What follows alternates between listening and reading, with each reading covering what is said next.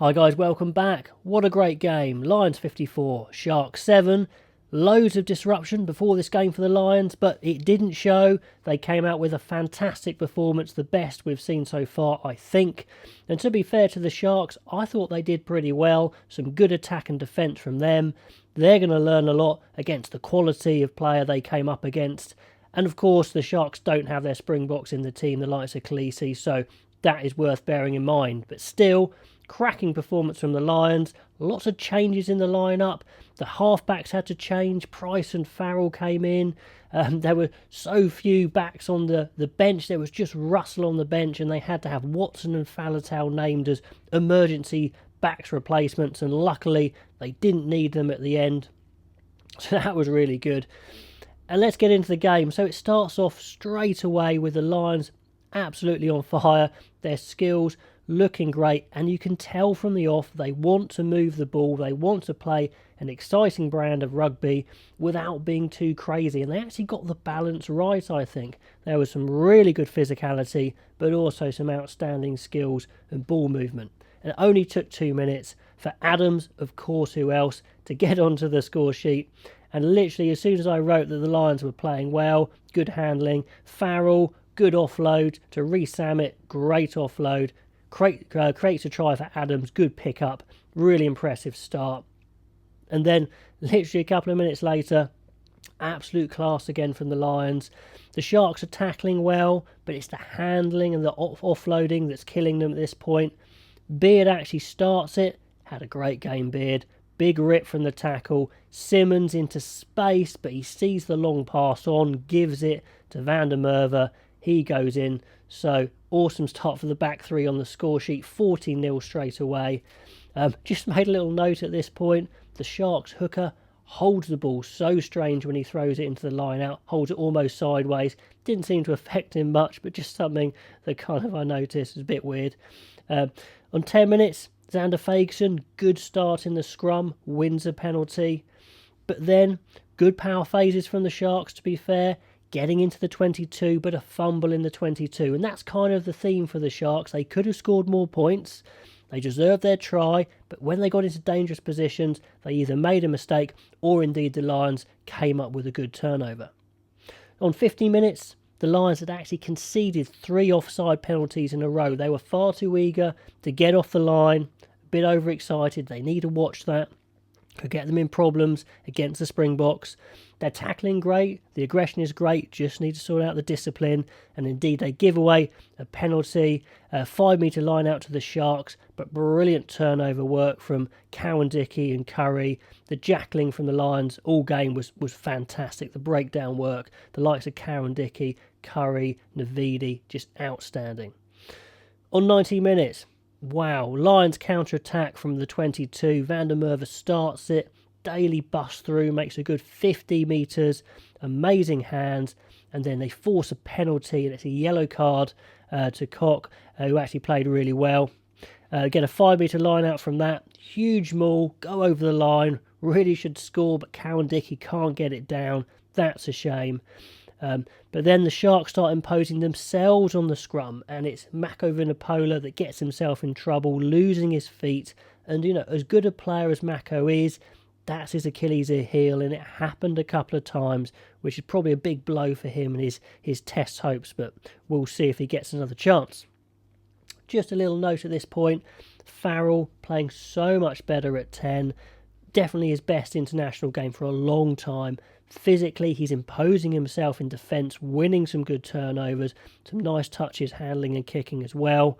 So that's good for him, brought himself right back into contention there. And indeed, it's a second-class grubber kick in a row from Farrell, what comes off. The on-rushing defence, of course, they're down a man here, which doesn't help, but there's loads of space for Van der Merwe to gather and score. So 19-0 already, great start for the Lions. You know, they're only just into the middle of the first half.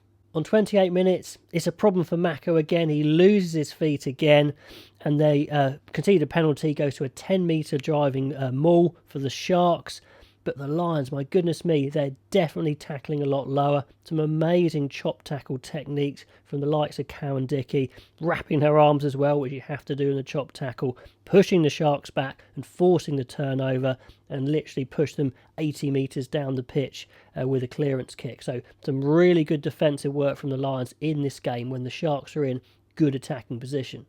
On half an hour in, the Lions just really cutting loose on their attack. They're offloading, their passing is so sharp, it really is good stuff.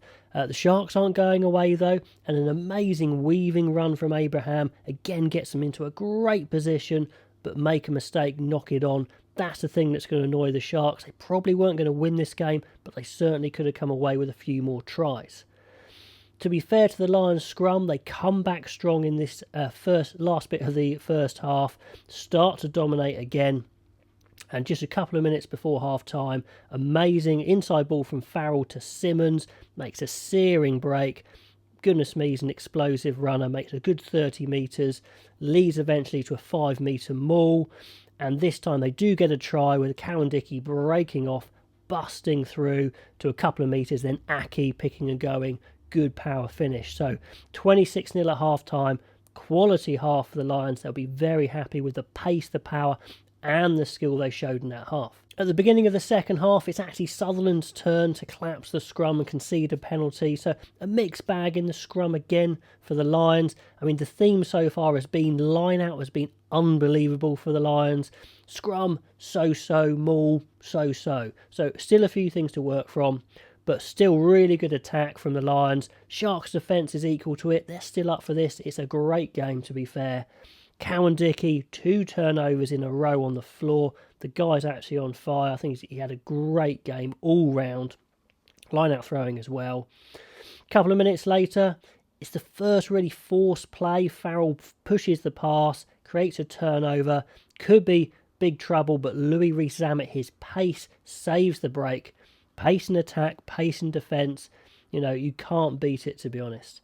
But to be fair to the Sharks, they have another wave of attacks, break through, and they get a really well-deserved try for Venter. So that's good. 26-7, game on, and the Sharks are getting into the game now. Real free-flowing attack for them, really working out the Lions. And this time it's Price who saves the Lions with a good jackal. And the pace is starting to tell on a few of the Lions. Some of them have played a lot of rugby with not a lot of rest. So, you're starting to blow. We're getting subs coming on. But one of the subs, Russell, who comes on for Farrell, who's nursing a bit of a shoulder injury. Hope that's okay.